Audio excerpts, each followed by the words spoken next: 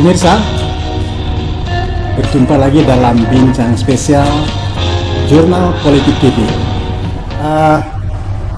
Ketika rilis pertama survei ICRC ini, Mas Adi ya,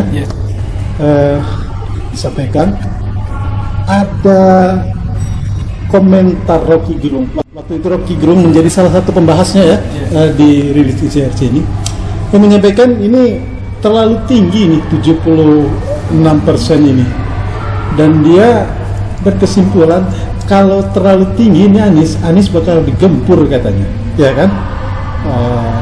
Bahkan secara eksplisit Rocky mengatakan ini lihat saja nanti akan muncul sprindik, akan disprindikkan katanya. Nah hari ini 7 September 2022 Anies dipanggil KPK kabarnya ya. Apa komentar Bang TB ini menganalisa ini semua? Kalau saya enggak terkejut, dan itu sudah sudah bisa diramalkan. Jadi begini, kembali lagi pada bangunan struktur politik kita ini, itu adalah bukan struktur politik yang demokratik ya, yang seperti yang kuliah-kuliah itulah. Jadi ini sebenarnya struktur lama. Ada yang mengatakan ini adalah struktur ekonomi politik yang dia berkesinambungan ya, peninggalan zaman kolonial. Jadi di struktur zaman kolonial itu memang ada orang yang kaya ya, orang yang sangat mapan, orang yang sudah berakal kemudian menguasai, monopoli ya sumber-sumber kekayaan alam, kemudian juga berkolaborasi dengan orang yang memiliki kekuasaan, ya kan? Nah, jadi politik oligarki itu sudah ada sejak zaman kolonial. Nah, oleh karena itu kalau kita lihat ya,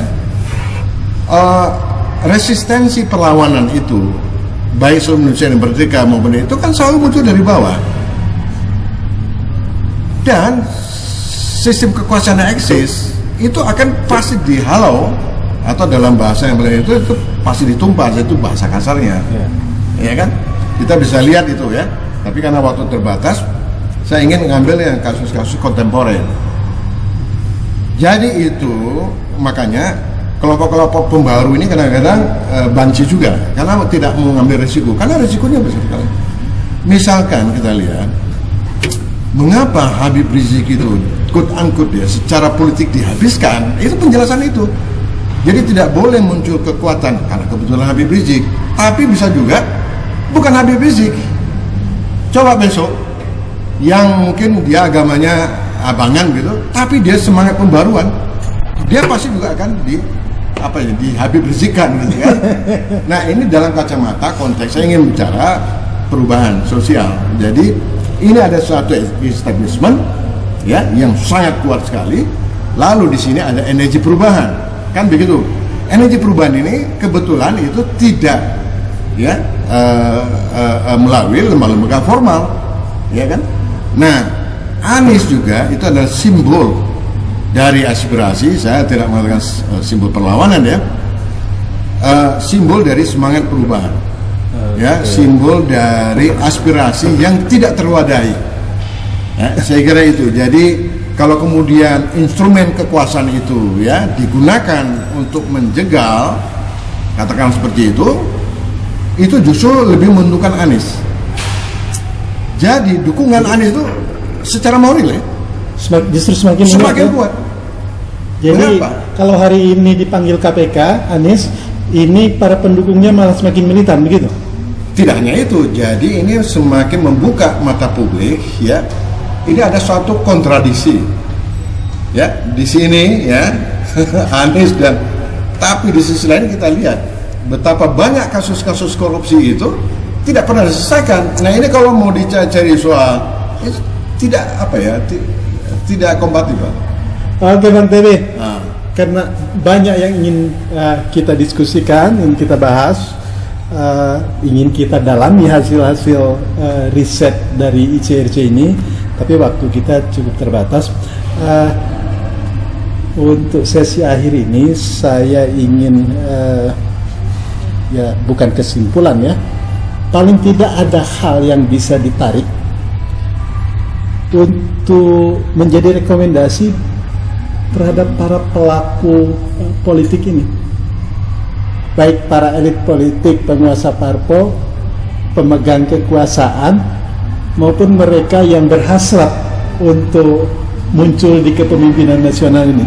Kira-kira berdasarkan hasil survei, Mas Hadi, sekaligus menutup bincang kita hari ini, apa yang Mas Hadi rekomendasikan ini terhadap elit politik maupun terhadap para pendukung bakal capres, pendukungnya Ganjar, pendukung Erick Thohir, pendukung siapa lagi, Pak Andika, pendukungnya Anies. Kira-kira apa rekomendasi dari hasil riset Anda? Pertama, terkait dengan tingkat kepuasan publik yang tinggi terhadap incumbent, karena hasil surveinya terkait Jakarta ya. Nah, ini menjadi bukti bahwa mayoritas itu masyarakat puas dengan kinerja Anies Baswedan selama 5 tahun. Kemudian di sisi lain, seperti yang saya katakan tadi, ada yang tidak puas dengan kinerja Anies, kemudian mencoba untuk melawan kehendak publik, maka dia akan tersingkir dari pusaran itu. Nah, ini juga pembelajaran bagi partai politik. Jadi kembali lagi, dalam sistem demokrasi ini kan pilihan dari rakyat untuk rakyat. Artinya rakyat masih tetap yang berkuasa. 52% suara partai politik yang belum menentukan pilihan, dan disitulah nanti masyarakat akan menentukan siapa partai politik yang berpihak rakyat atau tidak. Nah, tentunya hari ini yang perlu kita catat bahwa semakin tinggi tingkat ketidaksukaan masyarakat terhadap partai politik tersebut, maka dia akan dijauhi oleh pemilih-pemilihnya dan dia akan ditinggalkan oleh pengikut-pengikutnya. Nah, oleh karena itu partai politik harus membaca tanda-tanda itu. Jadi misalkan PDI Perjuangan misalnya, kemudian yang dulu sebagai simbol perlawanan, kemudian dengan kekuasaan, kemudian penolakan BBM dan sebagainya, dan hari ini sebagai salah satu partai yang berkuasa dan juga mendorong kenaikan BBM itu. Dan perlu dicatat, setiap rezim baik itu di Indonesia dan dimanapun berada terkait dengan kenaikan harga BBM, dan itu berdampak secara signifikan kepada sendi-sendi ekonomi masyarakat di bawah, dan secara tidak langsung keputusan politik seperti itu juga akan berdampak dengan tingkat kepercayaan publik terhadap masyarakat. Dan hampir saya pastikan kalau ada yang survei, pasti tingkat kepuasan publik terhadap pemerintah hari ini pasti turun. Sekira itu. Oke, terima kasih Mas Hadi.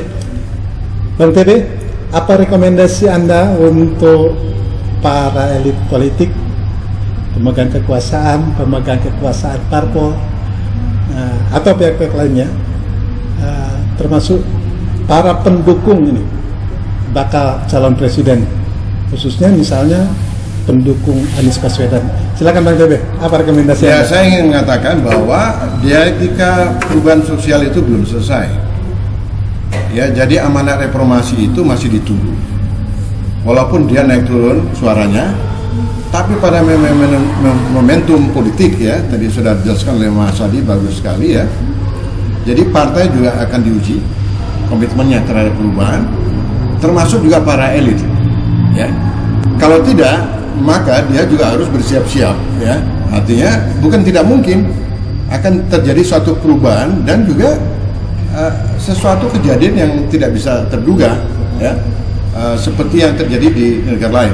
Jadi cara-cara untuk membangun satu legitimasi atau dukungan dengan cara-cara imitasi, ya, dengan cara-cara yang semu itu lambat laun itu tidak akan mempan. Jangan lupa ada sumber informasi lain di sini ya. Jadi media mainstream itu tidak bisa juga melawan. Kalau lihat yang murni di sini, ya, apa yang menjadi kendaraan. Dan lebih penting lagi adalah sekarang ini rakyat merasakan apakah keadaan itu semakin baik atau semakin buruk. Dan beberapa kasus kita lihat, mulai dari pemberantasan korupsi, kasus terakhir soal kepolisian, ya, Sambo, itu semakin secara pelan-pelan rasionalitas publik dan nurani publik itu akan berbicara, pada akhirnya menentukan kemana pilihan politik. Saya kira itu kunci. Baik, terima kasih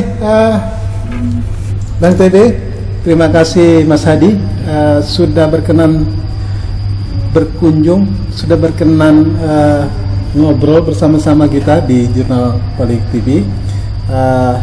Kalau nanti diundang lagi masih bersedia kan, Mas Adi ya? Sure. Oke. Pemirsa, demikian bincang-bincang spesial kita. Nantikan bincang spesial lainnya bersama tokoh-tokoh publik kita yang akan kita undang dan dalam berbagai tema yang menyangkut hajat hidup, menyangkut perpolitikan nasional. Saya Adi Priyono mengucapkan terima kasih atas perhatian Anda. Sampai jumpa pada bincang spesial Jurnal Politik TV. Assalamualaikum warahmatullahi wabarakatuh.